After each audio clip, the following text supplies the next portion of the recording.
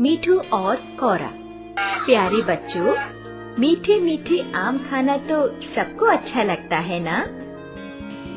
आज हम एक कौवे और तोते की कहानी पढ़ेंगे। इसमें कौरा नाम का कौवा आम के पेड़ पर बैठा है। उसे खुद तो आम खाने नहीं है, किसी और को भी ना पेड़ पर आने देता है, ना ही आम खाने देता है। एक बार एक तोता आम खाना चाहता है तो कौवा उसे उड़ा देता है। अब कहानी सुनकर मालूम करो कि तोते ने आम खाए या नहीं। मीठू एक सुंदर हरा तोता था। उसकी चोंच लाल थी। गांव में एक बहुत बड़ा पीपल का पेड़ था।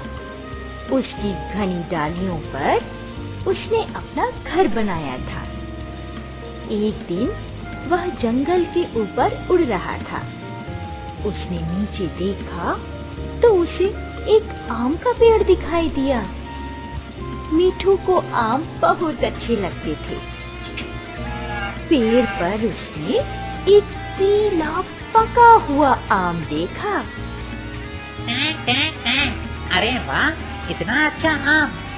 मीठू ने मन में सोचा और वह नीचे उतर आया और आम के पेड़ पर बैठ गया।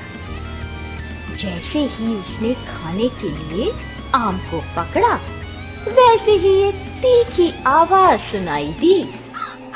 काव काव, यह मेरा पेड़ है। मेरा नाम कौरा है। तुम चले जाओ। मीठू ने इधर उधर देखा तो एक काला कौवा दिखाई दिया।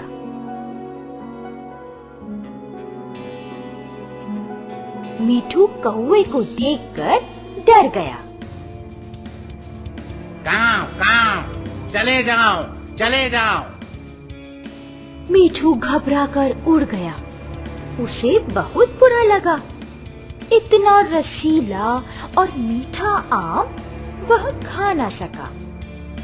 घर जाते हुए उसने एक गुब्बारा देखा। वह लाल गुब्बारा एक मैदान में पड़ा था।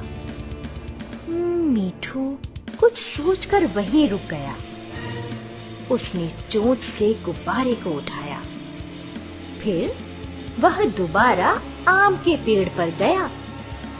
मीठू गुब्बारा लिए चुपचाप कौरा के पीछे गया। उसने चोंच से गुब्बारे में छेद कर दिया। गुब्बारा जोर से फटा। इतनी जोर से आवाज हुई कि कौरा डर गया। काव काव, भागो भागो, कोई शिकारी आ रहा है। वो मुझे मारना चाहता है। कौवा उड़कर दूर चला गया। वह फिर कभी उस पेड़ पर वापस नहीं आया। मीठू ने कौवे को उड़ते हुए देखा। वह बहुत खुश हुआ। उसने आराम से बैठकर आम खाया। फिर हंसकर अपने आप से बोला, यदि समझदारी से काम करो तो सभी काम हो सकते हैं। अब मुझे खूब पके रसीले आम खाने को मिलेंगे।